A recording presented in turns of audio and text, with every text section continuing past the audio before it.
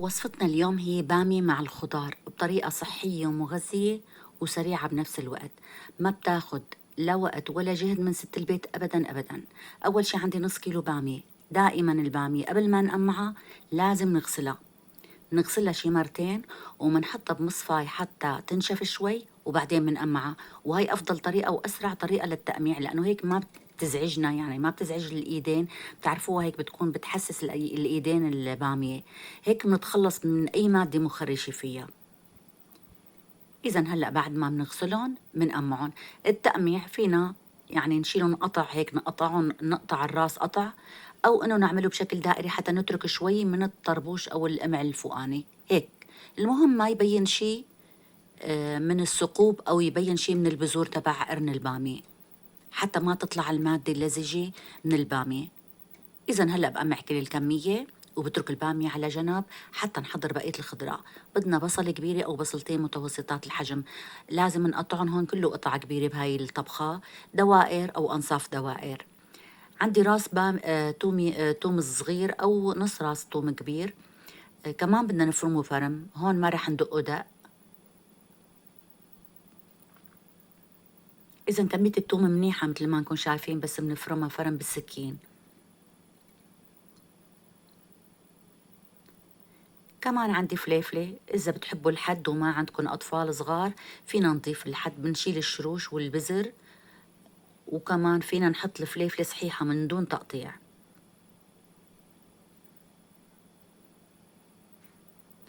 كمان رح ضيف قرن فليفلة أحمر بس حلو، هاد بيعطي هيك لونه حلو، وكمان يعني يعطي شكل حلو للطبخة. هلأ بدنا نجيب المقلاية ونرتب الخضرة فيها. أول شي بنحط البصل، دوائر أو شرائح البصل بالأسفل المقلاية. رح نحط هلأ الترتيب هون بهاي الطبخة، ترتيب الخضار أهم شي. منحط الخضار اللي فيها نسبة منيحة من السوائل بالأسفل مشان ما تلزق الخضرة. هون ما رح نحرك الطبخة، يعني بدها تبقى أول نص ساعة من دون تحريك، آخر يعني قبل ما تستوي ب10 دقايق بس رح نقلبها تقليبة خفيفة. هلأ هون بعد البصل، فوق البصل بنحط شوي من الثوم المفروم وشوي من الفليفلة كمان، وبنترك شوي توم وفليفلة حتى نحطهم مع البامية. هلا فوق البصل رح عندي تقريبا شي كيلو بندورة، حبتين منهم رح نعملهم شرائح كمان، أنصاف دوائر أو دوائر كمان، وبنحطهم فوق، مرتبهم فوق طبقة البصل.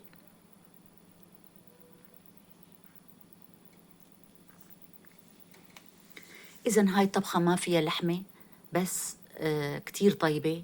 يعني هون الخضرة المتنوعة بتزيد القيمة الغذائية لهاي الوصفة، وكمان النكهات المتعددة بتنسوا، يعني ونحن عم ناكلها بننسى إنه ما فيها لحمة. في أكتر من نكهة، توم مع البصل، الفليفلة، البندورة، الباذنجان، البطاطا، كله هيك اجتماع النكهات كتير كتير شهي. إذا هلأ رتبنا أول طبقة من البندورة. منجيب عندي حبتين بطاطا مقشرتهم، كمان بقطعهم دوائر بس ما يكونوا سماك كتير، منشان كل الخضرة تستوي سوا. ما منسمك ولا يعني ما منخلي ولا نوع من الخضرة تكون سميكة، مشان كلهم يستووا بنفس الفترة.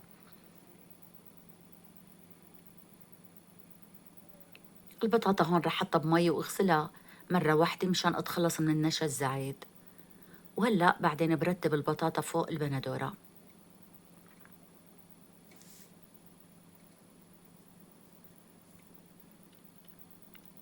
هلأ فوق البطاطا رح نوزع أو نحط البامية اللي غسلناها وقمعناها وصارت جاهزة، عملناها أول شي. إذا هلأ بنوزع البامية بالمنتصف. شفتوا حطينا البطاطا لأنه بتاخد وقت بالاستواء أكتر، حطيناها تحت فوق البندورة. يعني بنرتب الخضرة إذا حسب كمان قساوتها، اللي بتكون بتستوي بسرعة منحطها آخر الشي، مثل مثلا الباذنجان منحطه آخر الشي. هلأ منحط الثوم اللي بقي بين قرون البامية، وكمان الفليفلة الحمراء. هلأ عندي حبتين باذنجان مانن كبار، هدول صغار، كمان بقطعهم على شكل دوائر، كمان ما بسمك القطع كتير مثل البطاطا تماما، ومنرتبهم كمان فوق البامية. آخر طبقة كمان بدنا نرجع نحط شرائح من البندورة. يعني البندورة اللي بقت بدنا نعملها شرائح ونحطهم بأعلى المقلاية على سطح الخضرة.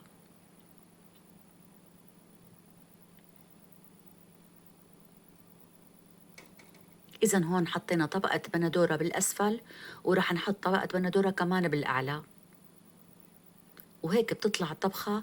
صح لسه بدنا نضيف كمان صوص، بس يعني السوائل اللي فيها تبع الخضرة كمان بتفيدها أثناء الاستواء. يعني السوائل الموجودة بالبندورة أكتر شي والبصل وكل الخضرة كلها فيها سوائل، بس هون الكمية منيحة. رح نرجع هلأ نعمل صوص ونضيفه للخضرة قبل ما نحطها على النار. إذا هلأ آخر شي البندورة.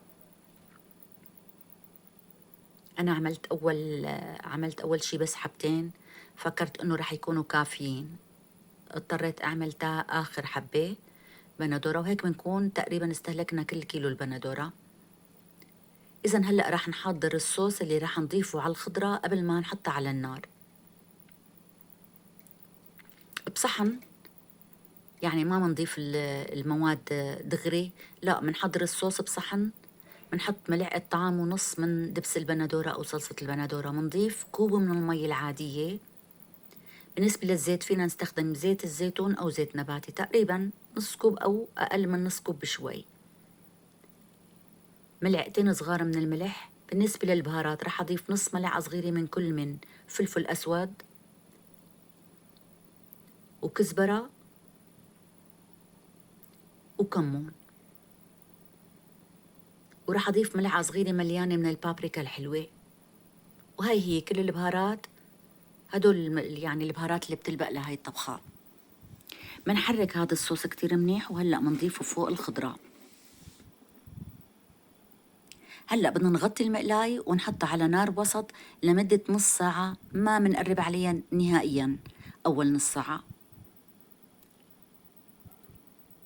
إذا هلأ هون تقريبا بلشت تغلي، بتركها بعد مرور نص ساعة، بقلبها تقليبة خفيفة على الخفيف، وبتركها تقريبا شي ربع ساعة أو 10 دقايق على نار خفيفة حتى تكمل الاستواء. شايفين في سوائل كتير منيح بأسفل المقلاي، فما في خوف، ما بتلزق أبدا وبتستوي كتير منيح، وبتضل محافظة الخضرة على شكلها، ما بتهتري ولا شي، بضل شكلها كتير حلو. طبخت هون رز بشعيرية جنبها، فينا ناكلها بالخبزة وفينا ناكل جنبها رز بشعيرية. ريحتها بتاخد العقل. هلأ شكلت الأرز بصحن صغير، ومنحط شوي من طبخة البامية مع الخضار جنب الأرز. صح ما فيها اللحمة، بس عن جد ريحتها بتاخد العقل، بتشهي فعلا. أهم شي بالموضوع الخضرة محافظة على شكلها، البامية مستوية ومحافظة على شكلها. وهون ما قلينا البامية، إذا طبخناهن بطريقة كتير صحية ومغذية وبنفس الوقت شهية وسريعة. يعني ما أخذت لا جهد ولا وقت معي أبدا أبدا.